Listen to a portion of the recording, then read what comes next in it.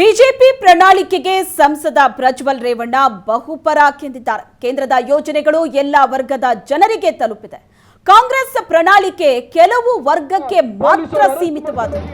BJP ಪ್ರಣಾಳಿಕೆ ಪ್ರತಿಯೊಬ್ಬರು ಅರ್ಥ ಮಾಡಿಕೊಂಡಿದ್ದಾರೆ. ಹಾಸನದಲ್ಲಿ ಎನ್ಡಿಎ ಅಭ್ಯರ್ಥಿ ಪ್ರಜ್ವಲ್ ರೇವಣ್ಣ ಕೊಟ್ಟಂತಹ ಹೇಳಿಕೆ ಇದು.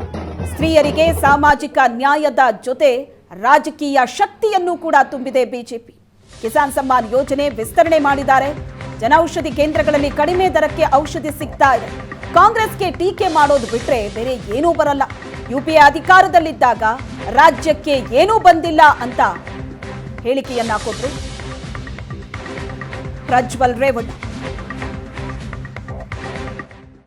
ಮ್ಯಾನಿಫೆಸ್ಟೋ ನೋಡಿರಲಿಲ್ಲ, ಬಟ್ ಆದರೆ ಯಾವ್ಯಾವ ಯೋಜನೆಗಳು 10 ವರ್ಷದಿಂದ ಸಮಗ್ರವಾಗಿ ದೇಶದ ಎಲ್ಲ ಪ್ರತಿಯೊಬ್ಬ ವರ್ಗಕ್ಕೂ ಮುಟ್ಟ ಅಂತ ಕೆಲಸ ಆಗ್ತಿತ್ತು, ಅದನ್ನು ಇನ್ನೂ ಎಕ್ಸ್ಟೆಂಡ್ ಮಾಡೋದ್ರ ಮುಖಾಂತರ ಮತ್ತು ಹೆಚ್ಚುವರಿ ಅದಕ್ಕೆ ಶಕ್ತಿ ತುಂಬೋದ್ರ ಮುಖಾಂತರ ಹಾಗೂ ನೋಂದಣಿಗಳನ್ನ ಇನ್ನೂ ಹೆಚ್ಚುವರಿ ಮಾಡ್ಕೊಳ್ಳೋದ್ರ ಮುಖಾಂತರ ಇವತ್ತು ಅದಕ್ಕೆ ಹೆಚ್ಚಿನ ಶಕ್ತಿ ಕೊಡೋ ಅಂಥ ಕೆಲಸನ ಮಾಡಿದ್ದಾರೆ.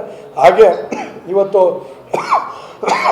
ನಾವು ಬೇರೆ ಎಲ್ಲ ವರ್ಗಗಳು ನೋಡಿದಂಥ ಸಂದರ್ಭ, ಯಾಕಂದರೆ ಕಾಂಗ್ರೆಸ್ ಮ್ಯಾನಿಫೆಸ್ಟೋಗಳು ನೋಡಿದಾಗ ಕೆಲವು ವರ್ಗಗಳು ಮಾತ್ರ ಮುಟ್ಟ ಅಂತ ಕೆಲಸ ಆಗುತ್ತೆ.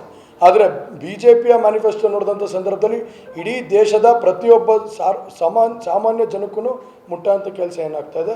ಇವತ್ತು ಅದನ್ನೆಲ್ಲ ಮೆಚ್ಚೋಂಥ ಕೆಲಸನ ನಾವು ಮಾಡ್ತಾಯಿದ್ದೀವಿ. ಇವತ್ತು ಅವರು ಮ್ಯಾನಿಫೆಸ್ಟೋನು ಕೂಡ ರಿಲೀಸ್ ಮಾಡಿದ್ದಾರೆ. ಇವತ್ತು ಪ್ರತಿಯೊಬ್ಬರು ಜನಕ್ಕೂ ಅದು ತಿಳುವಳಿಕೆ ಆಗಿದೆ. ಅದನ್ನೆಲ್ಲದನ್ನು ಈ ಮನಸ್ಸಲ್ಲಿ ಇಟ್ಕೊಂಡು ಇವತ್ತು ಮತದಾನ ಮಾಡೋ ಅಂಥ ಯೋಚನೆ ಮಾಡ್ತಾರೆ ಜನ. ಸೊ ನಮ್ಮಲ್ಲಿ ಇಸ್ರೋ ನಿಮ್ಗೆ ಗೊತ್ತಿರ್ಬೋದು, ಇಲ್ಲಿ ಇಸ್ರೋನು ಕೂಡ ನಮ್ಮಲ್ಲಿ ನಮ್ಮ ಸಾಲ್ಗಾಮೆಯಲ್ಲಿ ಇಸ್ರೋ ಇರೋದು ನಮಗೆಲ್ಲರಿಗೂ ಗೊತ್ತಿದೆ ಇವತ್ತು. ಹಾಗಾಗಿ ಎಲ್ಲೋ ಒಂದು ಕಡೆ ಇಸ್ರೋ ಮತ್ತು ನಮ್ಮ ಮೂನಿಗೆ ನಾವೇನು ಚಂದ್ರಯಾನ 2 ಮುಖಾಂತರ ನಾವು ಜನನ ಕಳಿಸೋ ಅಂಥ ಕೆಲಸನ ಮಾಡಿದ್ವಿ. ಎಲ್ಲೋ ಒಂದು ಕಡೆ ಕ್ಲೋಸ್ ರಿಲೇಷನ್, ಕ್ಲೋಸ್ ಕನೆಕ್ಷನ್ಸ್ ಇರೋವಂಥದ್ದು. ಹಾಗಾಗಿ ನಮ್ಮ ಟೆಕ್ನಾಲಜಿಕಲಿನೂ ಕೂಡ ನಾವು ಮುಂದಿನ ದಿನಗಳಲ್ಲಿ ಫಾರ್ವರ್ಡ್ ಆಗ್ತಾ ಇದ್ದೀವಿ ಅನ್ನೋದನ್ನು ನಾವು ಈಗಾಗಲೇ ಚರ್ಚೆ ಮಾಡ್ತಾ ಇದ್ದೀವಿ. ಅದಲ್ಲದೆ ವಿಶೇಷ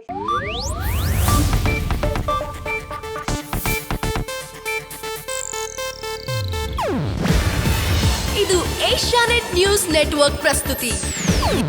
ನೀವು ನೋಡ್ತಿದ್ದೀರಾ ಏಷ್ಯಾನೆಟ್ ಸುವರ್ಣ ನ್ಯೂಸ್.